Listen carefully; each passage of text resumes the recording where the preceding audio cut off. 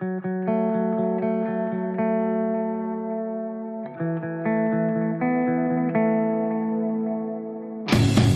dealing with a falsehood, you're faced with two options. You can accept it or you can reject it. The basis upon which we take one of these actions is a product of our critical thinking capabilities and a desire to know what is true instead of confirming our bias. A lie can travel halfway around the world while the truth is still putting on its shoes. On Brainstorm, we choose the hard truths over the comforting lies. Reason, compassion, skepticism. This is the Brainstorm Podcast.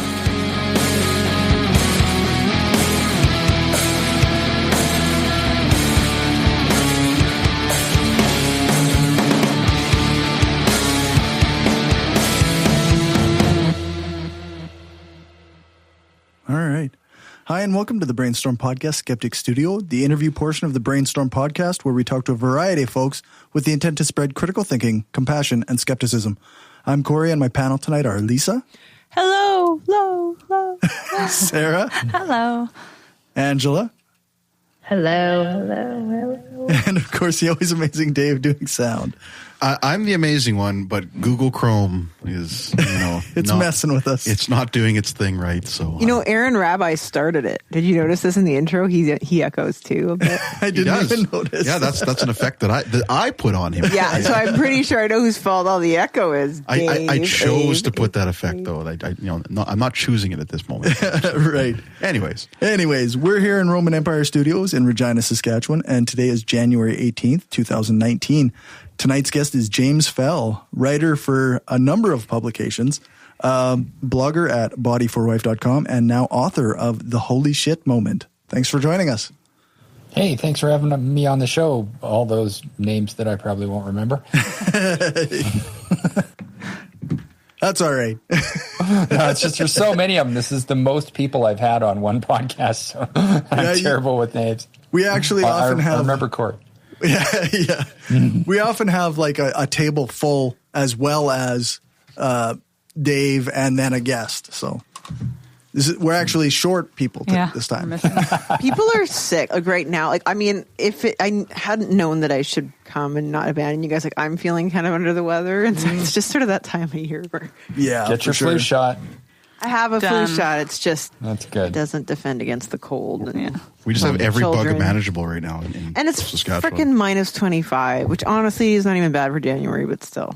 Yeah, it's bad enough. Yeah, that's right. So I guess to start off the interview, I guess I'm curious what got you started writing in the first place. A lot of history papers. I guess I did a bachelor's and a master's degree in history, and that was sort of where the skill developed and the passion awakened. And then I later did an MBA and just found that my ability as a writer was really good for my career. But then by the age of 40, I realized that I had a successful business career, but I didn't really love it, and realized that life was too short to spend, most of my waking hours doing something that I wasn't super passionate about. And fortunately, I was married to a doctor, so that allowed me to take the risk to take a stab at being a writer. And as it turned out, I guess I was kind of good at it, because a year after my first piece was published, I had a column with the Los Angeles Times. Jeez, that is pretty good. Not too shabby. Especially for a Canadian, too. Hey, it's probably a little tougher to break into. I was their fitness columnist, and it's not like there was any shortage of fitness people down in LA, but they were letting some Canadian guy be their fitness dude. So there's maybe lots of fitness people, but not with the writing prowess that you have. Is that what you're not ones that could string sentences together as well, I guess. I lift things good. I think it was the humor. I really just hit it off with the health editor. I sent her some samples, and she just thought that they were really funny, and so we hit it off. And she doesn't work there anymore, but we're still good friends. I actually mention her name in the book. There's a part, I think it's around, I don't know, chapter 8 or something, where I say, "Hi, Rosie." That's the former health editor of the Los Angeles Times. Nice, cool. So that's how you got writing, but how do you go from like a history dude to a fitness guy? I got fat. So, how do you go from fat guy to fitness guy? That's actually the better question. Well, with a holy shit moment, of course. Yeah, so that was, I watched my mother try and fail at losing weight many times, and she tried every commercially marketed gimmick that there was. And I just, I did it based on common sense. It's like, okay, how did I get to be overweight? I drank too much, I ate too much garbage, and I never exercised. So what if I did the opposite of that, where I was starting grad school and had free access to a really nice gym at my university. And so I just started going to the gym all the time and ate less fast food, tried to eat some green food and stuff like that, and didn't drink Skittles? so much. Not the I was tasting the rainbow that was not the Skittles variety, and drank less booze, and over the next year lost about 50 pounds of fat and put on 20 pounds of muscle.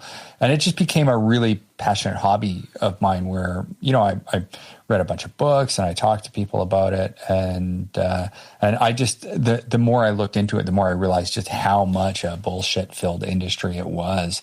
And I would talk to friends and I would see guys that were into the bullshit, and then other ones we would talk about how much bullshit was out there, and it was just one of those things like that sort of irked me.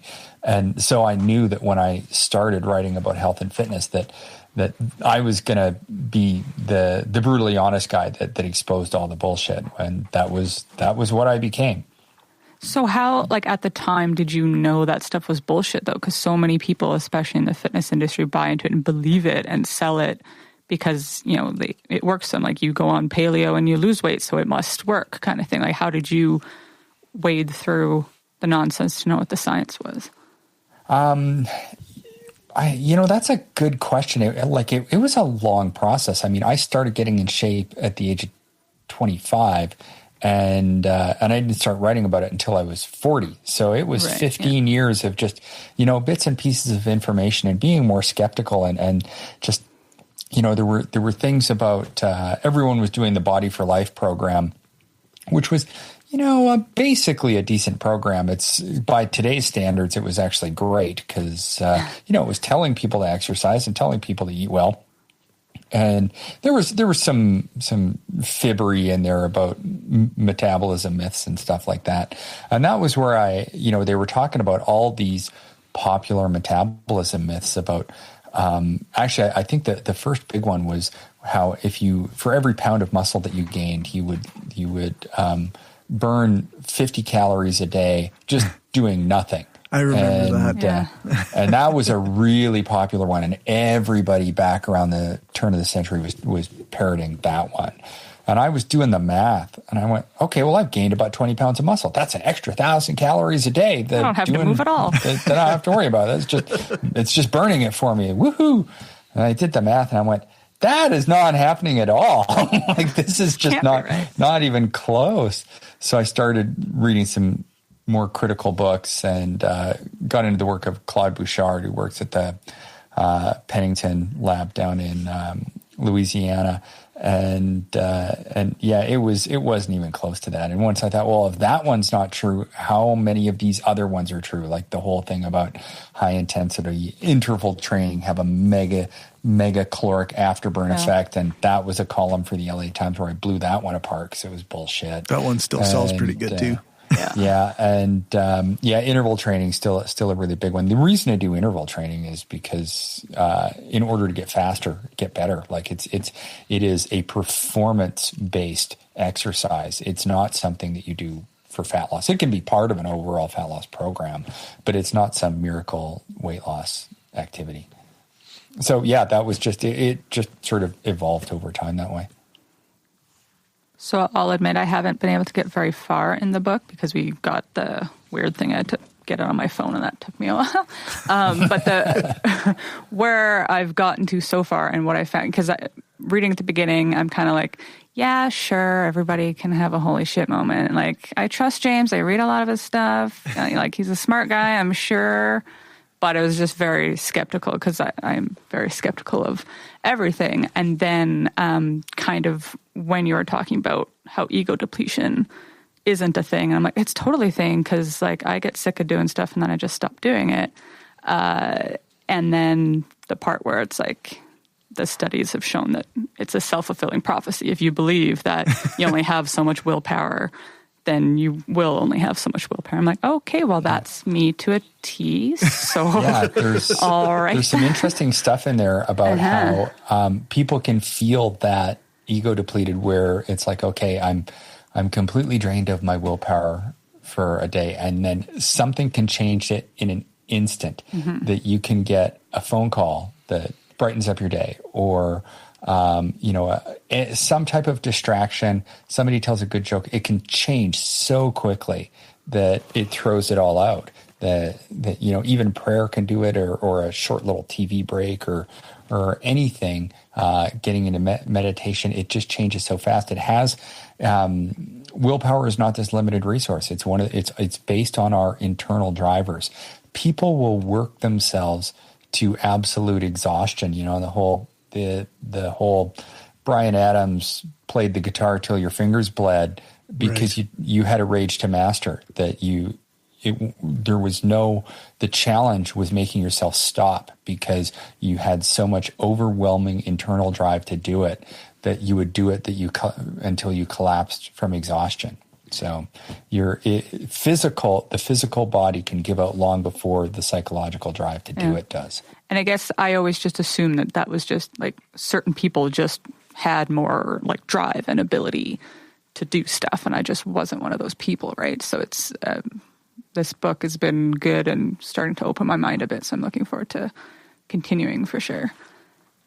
Yeah, and the thing is that there are people who have really strong global motivation that kind of piss me off. And right? Just like, I'm going to be good at everything and take on 20 million hobbies. And it's like, fuck off.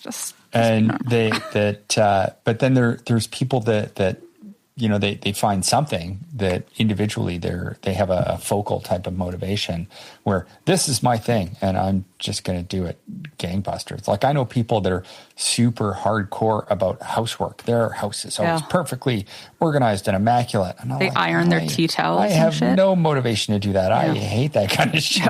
Like my bathroom gets pretty nasty before I go in there with the scrub brush.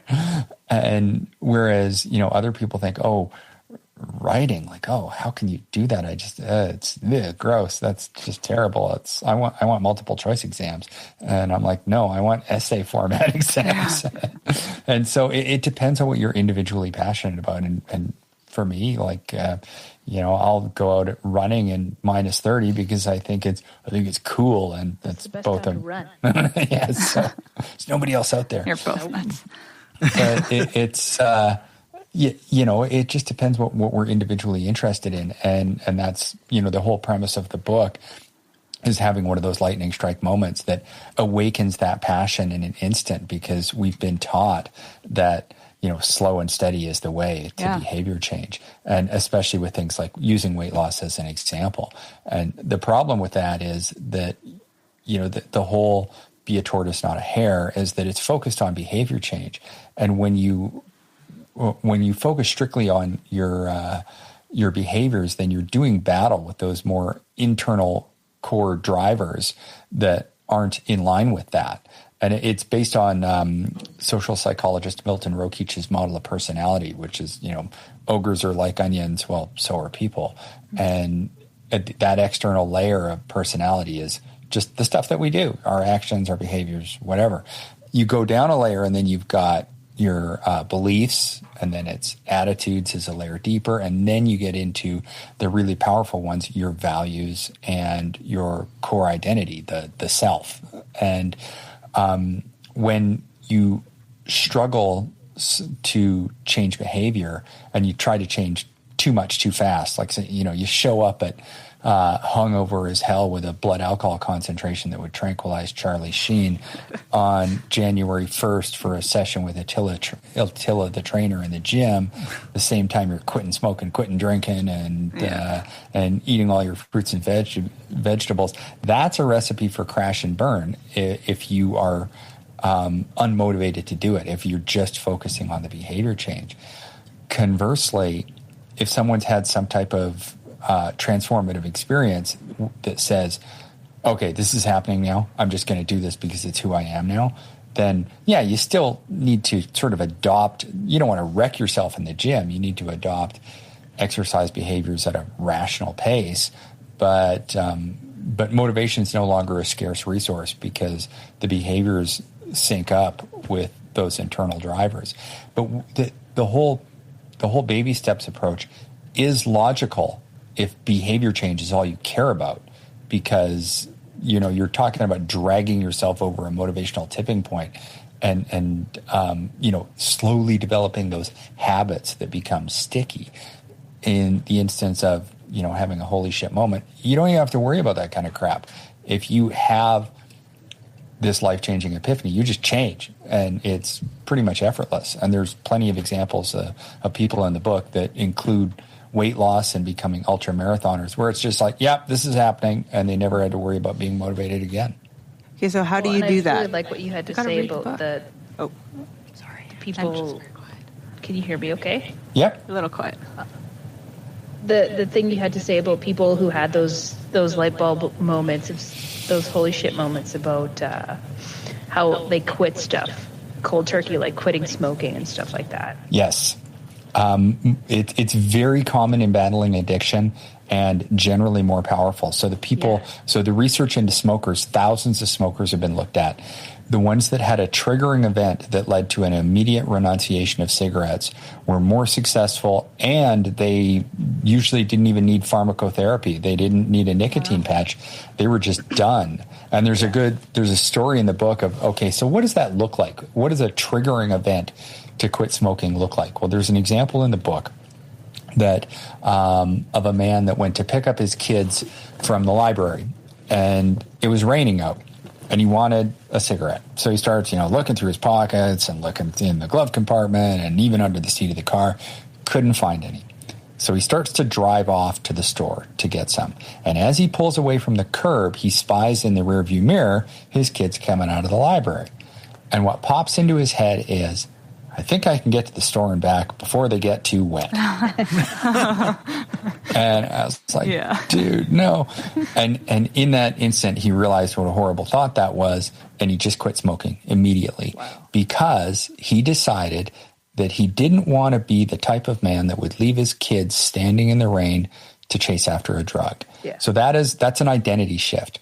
An identity shift and a shift in values. He was the type of man that would put his children before his addiction. And that was it. That's what those types of things look like. We've also got the example of Chuck Gross, who lost half his body weight. Yeah. Weighed over 400 pounds, tried and failed to lose weight many times, hated exercising, hated watching what he ate, and then unexpected announcement, wife comes out of the bathroom with a positive pregnancy test. And that's an identity change. He went from not a father to, congratulations, dude, you're going to be a dad. That's, father is a powerful identity for a lot of people. Yeah. And so that was a rapid identity shift, as well as a shift in values, where he really, what was valuable to him was being a fit dad. And in that instant, he said, it was like a strike of lightning where I knew this time it was going to work. Here's a direct quote from Chuck. This man that weighed 410 pounds, he said, I didn't have to struggle with my motivation. It came built in. And I think that is the epitome of what such an experience can look like, he just knew that it was going to happen. And he was right. He didn't have to struggle. He lost over 200 pounds. He's kept it off more than a decade, which losing 200 pounds without weight loss surgery and keeping it off for that long, that's extraordinarily rare. And have it feel like it's where you still have to do all the work associated with it. It's not miracle, right. Weight loss, lose weight fast, lose weight easy, kind of, cover of Women's World magazine kind of crap. It's still a tremendous amount of work. The fundamental shift, which is something that, because it's such an emotionally powerful experience, happens very quickly with a massive insight, is that what once felt like either of no interest or felt like drudgery has now suddenly become your destiny that must be fulfilled. You don't have a choice. You're compelled. There's a quote from Steve Jobs. You don't have to be pushed. The vision pulls you. That's what this is. You're being pulled by a new vision that is suddenly unveiled. Mm-hmm. So, and I mean, it sounds kind of airy-fairy in some ways, but the reality is this happens. Like, we have myriad examples of this happening to millions of people all the time. That, okay, so if people are having these transformative experiences, why? How does it happen? Like, and can we make it happen for ourselves? Mm-hmm. And I'm pretty clear in the book that, okay, here's all kinds of things that you can do that increase the likelihood that it's going to happen. But there's no guarantees. It's like, good luck. We think it might happen. The harder you work, the more likely it gets. But it's not like a blueprint for building a house. Yeah, but I think the more you want it and the more you do that sort of stuff, because if that kind of transformative change is because your values have changed and your identity has changed, if you're kind of working on your values and your identity, won't it kind of happen automatically anyway, even if it's not necessarily a holy shit moment? You'll get like halfway there at least. So it'll be a little easier to go to the gym then. If you're just like, fine, I'll lose weight. What I say is that okay, even if you never have one as a result of reading this book, you're still going to be better off. I mean, the tasks that I give people are still valuable. And another thing is I don't completely throw out the baby steps approach, because if you consider motivation like a mountain and zero motivation to do anything toward a certain goal is the base of the mountain. And the peak of the mountain is absolute, total 100% motivation to do all of the work with inspired vigor. If you're at the base of the mountain, you don't just hang out there and wait for it to come and pick you up and transport you to the top. That happens sometimes. That's what happened with Chuck, who lost half his body weight. But if the goal has been identified and you think, I'd really like to do this thing, then you need to start hiking up that mountain via slow and steady, baby steps, the traditional behavior change model in a sustainable habit forming fashion. And then, but while you're doing that, so you're doing this tortoise approach, but you're thinking like a hare. You're engaging in mindfulness practice and information gathering and analysis and distraction, where you open your mind to the transformative experience, where suddenly you have what is called a sudden gain in motivation. You may not be taken all the way to the top of motivation mountain, but you can be transported much further up it. And there's examples in the book, in the introduction. Leslie, the fencer, she struggled for 2 months and then suddenly had that moment where she decided, I'm going to get as good at this as I possibly can. And 10 years later, she won a silver medal at the Canadian American Games. And, for me, I had my experience in university that changed me a whole bunch, but not on the fitness side. It was 2 or 3 years later, when I decided, okay, I'm fat, I need to get in shape. I had a good work ethic and I forced myself to go to the gym. And it was a couple of months of drudgery until there was another one of those clarifying epiphanies that suddenly I went, yep, okay, this used to completely suck. Now it doesn't totally suck. Yeah. And if I could go to something not totally sucking, then eventually I can learn to love it. So I'm going to keep doing this until I'm dead. And that was 25 years ago. So still going pretty good, I guess. Yeah. Yeah. If you're running in minus 30, I'd say you've got it figured out. Don't you think so much of this is kind of establishing a new baseline? You know what I mean? Like, and you're buying into something different. Like for me, about a year ago, I started running 3 or 4 times a week regularly, and I had been running in the past, but never consistently. And now I'm just like, that's just what I do. I run at lunchtime at work 3 or 4 when I can, which ends up being 3 or 4 times a week. That's just what I do, and I don't question it. It's like brushing my teeth. I don't go in the morning like, oh, I really should brush my teeth. My dentist says I agonize it over every fucking day. I just do it. And the same thing with exercise. I mean, we are evolving, we are changing in terms of our identity and our values all the time anyway. And they are things that can happen gradually.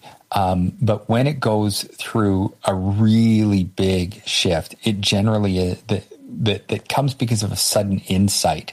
Then that's, it's not always, sometimes it's quantum where it's a digital on or off type of thing. And other times it comes in waves and it can be gradual. Humans are not cookie cutters. We change in all sorts of different ways. And the thing with your identity is what we're seeing with the examples in the book are the people that did have it happen rapidly and effortlessly. But you need to be careful with the word effortlessly, is because, okay, yes, suddenly you are overwhelmingly motivated to do this thing, but then it can also kind of come to rule your life where it's like, it's going to keep you awake when you should sleep. So effortless or easy are not words that really apply that way. Because, when you suddenly have this maddening quest that you just say, this has got to happen, I got to do it or I'm going to die. That was like, when I decided to become a writer, I'd never worked so hard at anything in my life. Like I was making more money as a marketing executive, but I wasn't inspired. When I finally was getting published and had a column with the LA Times, I was like, that first time I was published in the Los Angeles Times, I was like, oh yeah, like that was such a big reinforcement of the vision that I don't know if you've read chapter 4 yet, but there's a lot of neuroscience in chapter 4 about the neuromodulators that cause this phenomenon to work. And it's that ongoing role of dopamine that recognizes progress via incentive reward of every little time that you do that you make a step in the right direction, you get another kick in the ass that just keeps you going. And that's what motivates people to stick with it month after month and year after year, is just seeing any type of progress that keeps you on the path. Even a little bit, the example that I used in the book was if somebody goes back to school, their sudden epiphany is, I'm going to go back to school and I'm going to finish my degree. They go online and they look at courses. That takes, 10 minutes, doesn't take a tremendous amount of effort, but it gives them a little drip of dopamine that says, yep, that was the right thing to do. Good job. Keep going. And then they register for courses. Another drip of pleasurable, good feeling drip of dopamine. Yeah, you're doing it right on. Go you. They go to class, they study, they take tests. Every single little effort is a drip of dopamine that keeps them pursuing that path, because that's the problem that we see with so many people that try change that's uninspired is the lack of adherence. It's like, oh, I want to get in shape. I want to lose weight. I want to, learn to play an instrument or whatever. If they're not dedicated to the goal to the point where the incentive reward is going to have value for them, then they're not going to feel it. They're not going to experience that, neurochemical positive rush, and it's just not going to work.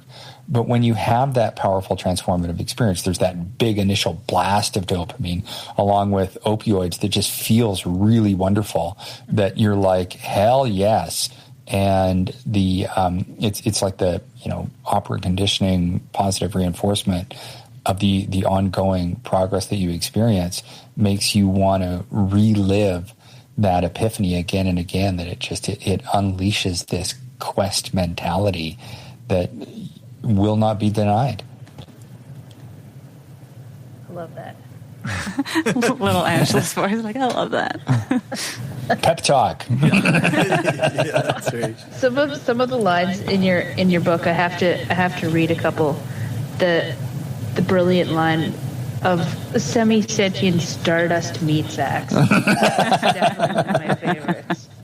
Yeah, And it's pretty. I place honesty over that of wealth, which is why I haven't packaged my neighbor's dog shit into gelatin capsules to sell over the internet as an all-natural miracle weight loss appetite suppressant. Yeah, I've got a way with words sometimes, I guess. And it's kind of delightful in that it combines science with those little those little nuggets in there, and it's a very entertaining read for sure. Yeah, well, those were the type of lines that got me in the LA Times. Yeah. So. Well, yeah, anything I've read, like I love reading any of your stuff on MRAs and stuff because there's so much fodder there, and you have just the perfect fuck way, those guys. right? Like They just sucks. Actually, I diss them in, I think it's chapter 8, because excellent. I haven't got there yet. I wrote a piece just a couple of days ago called "You Can't Please Everyone, Don't Even Try," and I talk about the fact that with this book, I have very strong opinions about social justice, and I am pro-feminism, and I think men's rights activists are douchebags, and I think if you're pissed off at that Gillette commercial, you need to just go away and fuck off, and then fuck off some more. And so when I wrote this book, it's like, you know what? I'm not hiding who I am. I have a voice, and I have certain values that I want to put forward. So the book is very progressive in its thinking, where there is a strong pro-feminism message. I interviewed Catherine Switzer, who was the first woman to officially run the Boston Marathon in 1967, and was responsible for getting the women's marathon in the Olympic Games in 1984. So that was a very strong message about women's empowerment regarding running. And I mean, she's a feminist icon. In chapter 4, there's an interview with a woman who had a sudden epiphany about her gender identity. Mm-hmm. And then in chapter 8, there's like a whole bunch of stuff about how women have a tendency to sacrifice their own dreams for the care of others. Yeah. And there's, been research done into this. This is, we all know it to be true, but there's been research into it. And there's, quotes from Maya Angelou and Rosa Parks and Malala Yousafzai and all that kind of stuff about and in there I talked about, I can't remember the context of it, but I talked about my article for Time magazine like 5 years ago, where I ripped the shit out of men's rights activists, and then it went viral, and they talked about it on CNN television. So it's just a little dig in there, and I said, I hate those guys. The opening line of this article a couple days ago, where I was talking about why I decided to put this type of messaging in my book. The opening line is, I said to my agent, I don't think Trump voters are going to like this book. And his reply was, fuck them. That's how you know you're with the right people too, then, right? Yeah. So, and that's was the message. You can't please everyone. So I wrote this book for the type of people that read my stuff and appreciate it anyway. Yeah. That, there's big words, there's lots of science. Your typical Trump voter's not going to get it anyway. Yeah. So fuck them. Yeah, well, exactly. And I think, one of my favorite things about you is that this is going to sound really weird, but I hope you get what I mean, is that you are a white male who's like a buff guy who's saying all of these things, because, when I say it as a woman, or anybody else says, this is how women are treated, this is what happens if we say no to somebody, like all that sort of thing. Well, I'm sorry, there was a woman talking. I stopped listening. Yeah, right? Like, exactly. So it's like you're kind of the perfect, you're the model for feminism, because, okay, he's white, he's great a dude. Great power, great responsibility, all that kind of yeah, stuff. well, but people will listen to you, so, you have kind of triple the voice that some of us do. So I'm so glad that you're using it for such good things, right? Because, this Gillette ad has just, there's a lot of men that are like, wow, I can't believe how butthurt some dudes are. Like, I thought you're supposed to be tough, and yet you're freaking out over this. Yeah, and it's like, this is, I'm just like, yeah, now you guys are all seeing what we've been seeing like our whole lives. I think the term that I used, it's called Lewis's law, that any, and it refers to an article, but it applies. It's any article of the comments on any article about feminism prove the need for feminism. Is the way I think it goes. And this is exactly what took place there. And it just, you look at these people and I think, what the hell's wrong with you? And where a lot of it came from, like I a very strong-minded, strong-willed, successful mother. She's the one I dedicated the book to. And so I had that influence in my life, and I watched her blow through glass ceilings in a male-dominated industry, and she just took no shit from anybody. But she also was successful because she just worked so damn hard and was so incredibly smart. And then, but what really got me to start thinking about how I needed to use my voice for this kind of thing was listening to my wife on conference calls. And we would be, so my wife often works from home, and she would do these conference calls, and I would be listening to her, and just, my wife is brilliant. She, straight A student and graduated top of her class from medical school. And she's doing these conference calls with these people where I can see that, she would have convinced me ages ago, but she kept having to push to get her way in what she knew was the right way to do things. And it reminded me of, when I was back in the boardroom with my white male MBA talking, that I would just say, oh yeah, maybe we should do it this. And everyone says, yes, we should do it that way, because the white male with the MBA said we should. And it was easy to get my way. And then listening to my wife, she had to fight so hard all the time. And she was always she was so brilliant. In 29 years together, I think I've won maybe 2.5 arguments. And because she's just so good. You have no chance, you finally walk out of an argument thinking, I guess I really was the asshole there. And the fact that it took her so long to convince these men that this was the right way to do things, it made me think they're just not respecting her because she was a woman. Yeah. If she was a man, she could have done it in a third of the time. And that was one of the things that prompted me. Well, I mean, my breaking point was the Elliot Rodger massacre with the whole incel bullshit because of the writing in fitness. There was all that crap about the alpha male that just made me want to barf. And I never said anything about it. But then with the Elliot Rodger massacre in 2014, and his whole desire to be an alpha male who got all the sex, I was like, fuck this, I'm writing this article. And then that changed everything. But the stuff about my, that was when I went anti-alpha male, anti-MRA. And then when I started, understanding more about just how people don't have much respect for women, was listening to my wife on the phone. Mm-hmm. Well, it's good you kind of had a real world example of somebody you respected that you could plainly see wasn't being listened to. Because, it's just so many times you'll say that, like, oh, they're not listening to me because I'm a chick, or they talked over me or whatever else. And like, well, no, maybe it was just because of this or that or whatever. It's like, no, straight up just because I'm a chick. She didn't even seem to notice it that much. Like, she didn't think it was that bad.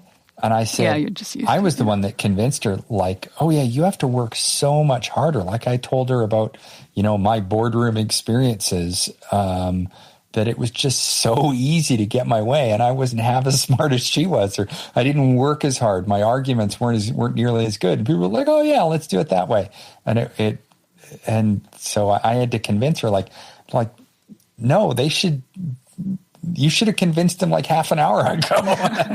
It's their obstinance because of your gender is what I think is going on here. And it wasn't just, a couple of phone calls with the same people. This is over many, many dozens of phone calls with different groups of people. So as this outside objective observer, it was a slow realization for me. And so it was interesting to watch because I had no stake in these conversations. I was just couldn't help but overhear because my wife's pretty loud when she's on the phone. And so it just sort of, and I wasn't listening to them, looking for a problem to identify. I just noticed it over time. It just started to sink in. And I finally said, that shit ain't right. Yeah. So as someone, I know we got to wrap up soon, but as somebody who's kind of got their finger on the pulse of the whole MRA incel bullshit, do you think with, everything that's going on lately that it's going to get worse before it gets better, or is it just going to get worse, or is it going to get better? That's a really good question, and I'm not sure I have an accurate answer. I mean, there's lots of different ways to look at it. When we look at society as a whole, climate change notwithstanding, that it seems like the world's getting better, even though currently Trump is in power. But the assholes are getting louder, and I worry that they, and, I mean, maybe it's the last louder, right? dying gasp. I mean, I think that we're gradually moving toward a post-spiritual age in a lot of ways. But the thing is that religion's been used as a source of power for a very long time, and they're going to go down fighting. Yeah. So, and not only that, but we hear about it more now because everybody has a voice. The internet and the constant news cycle. And it used to be that people watched the news for 30 minutes a day at 6:00. Yeah. And that was it. Whereas now we're constantly plugged in. But, I heard an analogy that, today's Republican Party is, further left than the Democrat Party of the 50s. That's terrifying. And when you think about it, that in looking at in the 50s or watching, Mad Men in the 60s, I suppose, which I asked my mom, I said, was it really like that in the 60s? And she goes, it was exactly that. So she worked in an office environment and she said, oh yeah, that's the way women were treated. That was exactly the way it was. So you see the way that, the improvements that have been made. I was born in 1968, that since I was born, and civil rights and gay marriage, and there's a lot of things to be happy about the direction that the world is moving. But there's so many fucking douchebags that just don't want to let it go, and they're going to go down fighting. But the world is going to leave them behind. And you look at the next generation, like people are always pissing on millennials and the younger generation. I think they're awesome. When I was, they should give a shit about human rights and stuff. I was a teen in the 80s, and I am ashamed of the things that we said and the attitudes that we had towards gay people, as an example. That was the height of the AIDS epidemic. And I remember, and now excuse me for saying this, I'm saying this just so people understand how bad it was. But I remember someone wearing a hat at school that there was an old adage for the insecticide company that said "Raid kills bugs dead." That was their tagline in the 80s. I saw somebody wearing a hat that said AIDS kills fags dead. Oh, God. And that was people. He wore it to school. Yeah, nobody said anything. Yeah. Nobody said anything. Like, people laughed and thought it was cool. That was the 80s, and it's heartless. Yeah. I know, and like that. Things have changed, and that's good now. And I mean, I was interviewed for, not interviewed, but when my first book came out 5 years ago, Canadian Living was asking for prominent Canadian authors of their proudest moment as a Canadian, and I didn't hesitate. I said, when gay marriage was legalized, because to me we were the fourth country in the world and the first Western democracy, or the first Western Hemisphere country to do it. And for me, that was the defining moment of what it meant to be Canadian. Was, we did it 10 years before the United States did that, and it was nationwide, and it was just a done deal. And I was like, hell yeah, that to me was the epitome of what our country is capable of. So yeah, I think that you've got the assholes that just don't like it, and they're going to be loud, and they're screeching pterodactyl noises and all that kind of crap. That we just got to keep pushing forward and leave these losers behind. And they're always going to exist, but the majority hopefully is gonna stay on the path that we've continued to be on. I mean, I think about 100 years ago, you weren't allowed to not go to church. Like, you were a freaking outcast. Yeah. now it's like I look at most people, it's like people say, oh yeah, I go to church every Sunday. It's almost like, well, You do? that's kind of weird. I mean, in Canada, Why? it's kind of weird. Don't you have something better to do with your Sunday? Yeah, it's in Canada, it seems kind of weird. Yeah, and in yeah. small town, Bible Belt United States, it's like, if you don't go to church, you're an outcast. But you go to the city, you get to live the way you want. You get to be who you want to be, and you can go to church if you want. You don't have to. You can be gay, and you can be the gender that you feel like you were born with. And I mean, there's still oppression, but I see it getting better. Let's all hope so.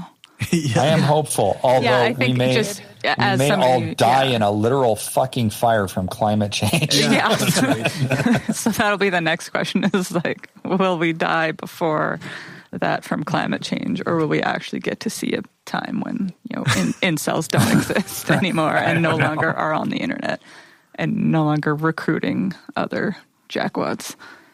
Well, and that's it's all sort of moves as a scale, right? Like there may be, 50 years from now, I'm sure there's going to be people that think that we're Neanderthals, right? Yeah, that's true. So, I would love to know what the next thing is, like what the thing that we're doing that's just so ass backwards to the future. Animals, maybe? Yeah, I know a lot of people like How we think treat that, livestock. Okay, yeah. Yeah, the way we do animal food. I still like steak and bacon too much. So Yeah, I'm but sorry, let's I'm say not doing the technology vegan thing. gets good enough that lab-grown meat tastes just exactly the same and it's cheaper. I wrote an article we'll go about to that, right? and then in 50 years, it'll be like, you did what to cows? You raised them how you raised chickens? How they were, they were in what conditions and they suffered how? And that's ridiculous. You know what I mean? You had to kill them to eat them? What? Well, Yeah, it's not I so know, much I- the killing is how they're treated when they're Yeah, how that's they true, suffer yeah. when they're alive. Anyway. But like in order to get meat, you had to like raise and kill for the purpose of killing. I wrote an it, article last year. I tried the A&W Beyond Meat Burger, and it was good. And I wrote an article titled, "One Day We Will All Be Vegan." And not because we've decided to do it, but just because, I don't know how long it'll take. But eventually, I believe that technology will get to the point that they will be able to create meat-like products that are indistinguishable from meat. Well, and even that just are- like actual meat that's just grown in a lab instead it of. could be lab grown, it could be plant grown, but it will like not that involve. Unbelievable burger, I think. Well, Yeah. and there's also plant-based. the inevitable replicator technology. Right. Is that really going to happen? Yes. Tea, Earl Grey, You're watching hot. too much Star Trek. Done. Speaking of which, my wife wants me to go watch Star Trek Discovery. That sounds good. Generally, when we have an author on, I say that I will buy a copy of the book for the first person who emails us. So I will do that again. And and thanks for joining us. I guess we'll go to our break. And I'll just say, if anyone is thinking about buying the book, the easiest way to find it is to go to my site, bodyforwife.com, and there's a books tab, and there's every possible link to buy it, including audio. I did the narration for it. Oh, nice. Oh, sweet. Do you get paid if we buy the book through your site? More than if you I just think bought I've got his book? the Amazon affiliate link got denied for some stupid reason. So technically, no. I just did it to make it easy. So there's whichever platform you want to buy it from. It's just the easiest. Every link is there. Every link that I know that exists, it can be found at bodyforwife.com. One stop. Or you can just walk into a bookstore on Tuesday. Yeah, I was going to say I didn't think it was quite out Tuesday yet. I don't Tuesday know is what day launch it is, day. but Nice. perfect. Well, good luck with that. Thank you so much. It's been a pleasure. Thanks. Thank you very much. If you like what we're doing and want to help us keep the lights on, go become a patron at patreon.com/brainstorm podcast. You can hear the bonus half hour that we record every episode and get a shout out when you support the show. Become a patron for just $1 an episode at patreon.com/brainstorm podcast. Or you can support the show by ordering a t-shirt, mug or other gear from our store at caffeepress.ca/brainstorm podcast gear. If you can't afford to become a patron or buy gear, then why not give us a rating or write a review on iTunes or Stitcher? Every rating makes it easier for people to find us. Thanks for your support.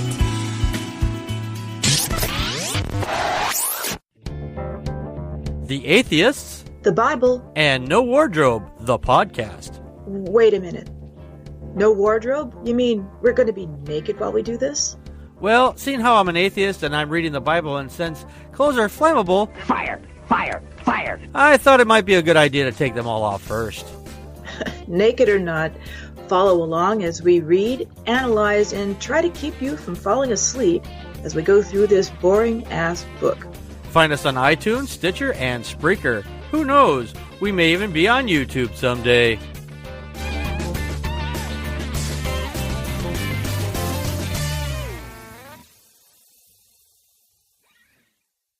All right. So I guess we'll do some of the closing stuff. Like I got no feedback. December was obviously we didn't do anything in December, so there was no feedback. It was a slow month. It was a slow month.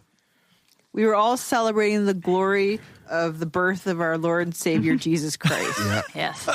Yeah. Fucking busy doing that. Sure. Keeping Christ in Christmas. I ate turkey dinner turkey meal 3 times in 2 days. Fucking amazing. That sounds Or maybe awesome. you had dreidels and potato pancakes. Well, Maybe, yeah. Some people I did.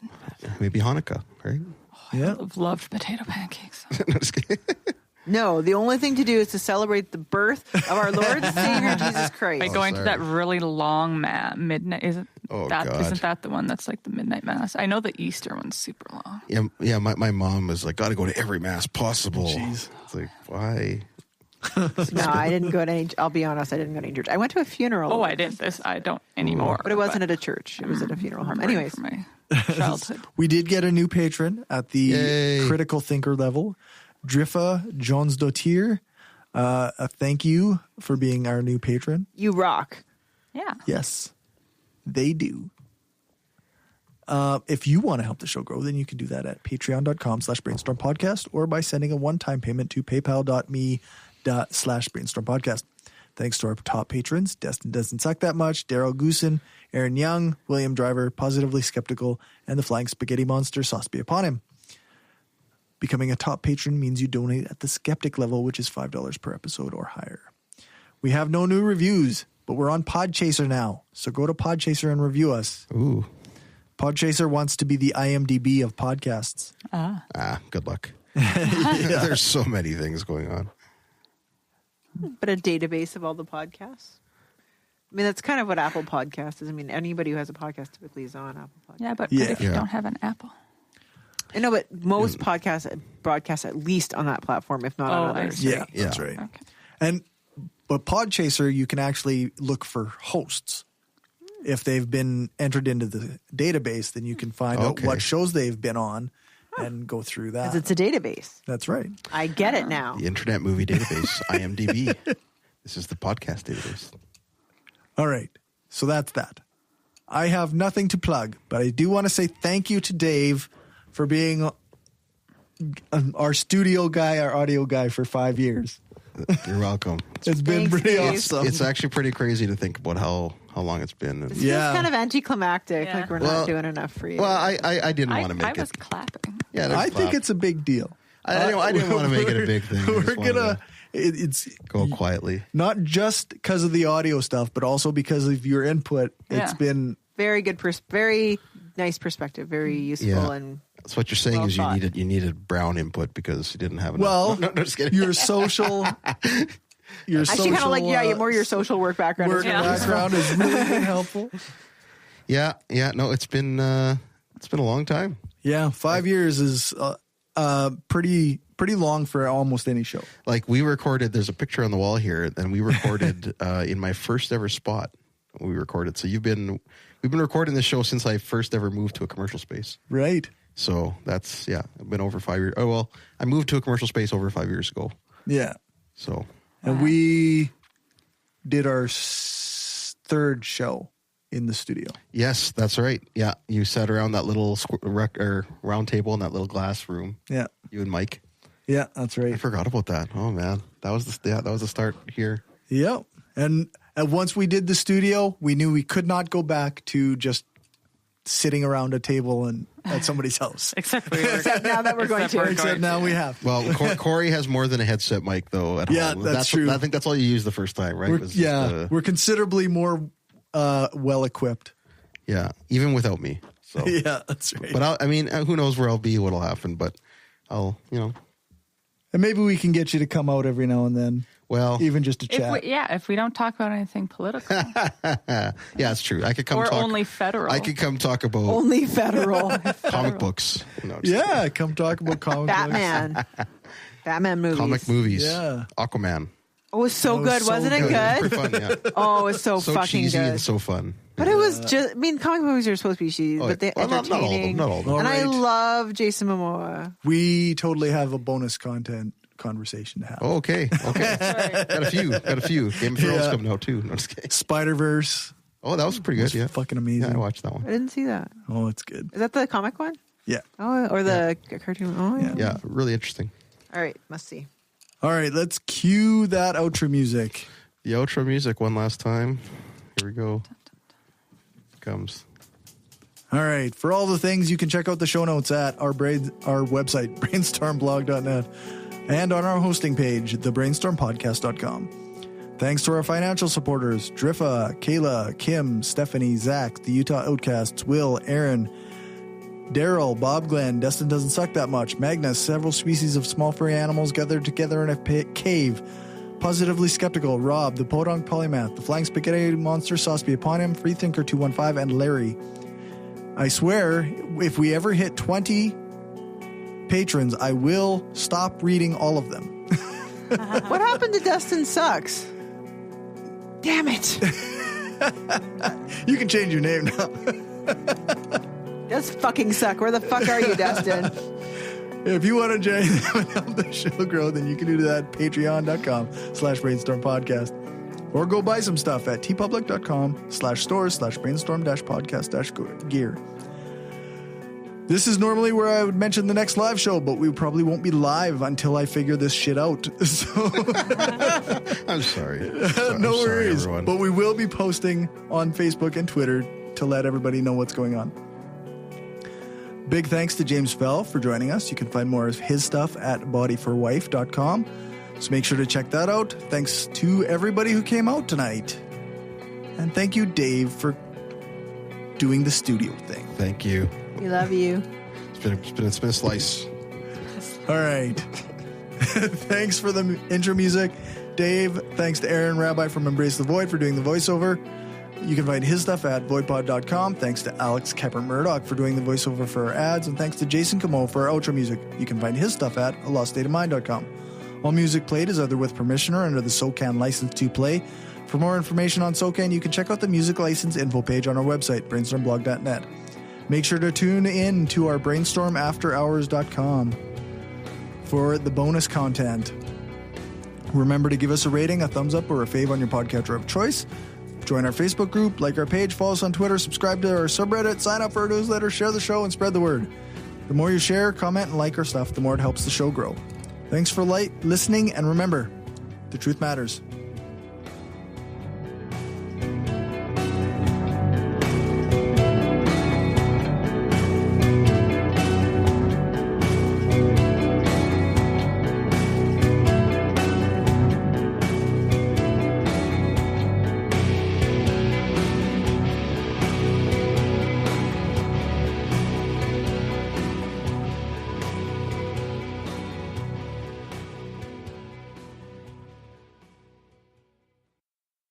This is an opinion-based podcast. Each person on the podcast is responsible for their own opinions, and those opinions don't necessarily reflect the views of the rest of the panel. Any guests or anyone associated with the people on the podcast, such as spouses, partners, children, other family members, friends, or employers. No one person speaks for the podcast with the possible exception of Corey, and he doesn't speak for anyone else on the show. The Brainstorm podcast does not represent the views of our sponsors.